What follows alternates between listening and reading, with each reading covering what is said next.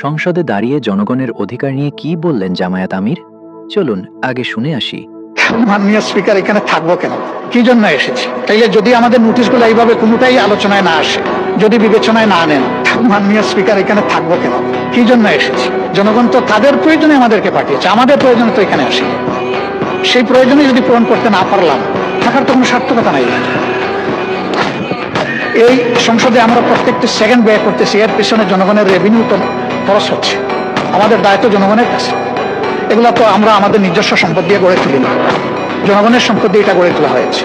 আর আমরা কথাটা বলবো এই মুহূর্তের সবচেয়ে বার্নিং যে সমস্যা সেটা নিয়ে।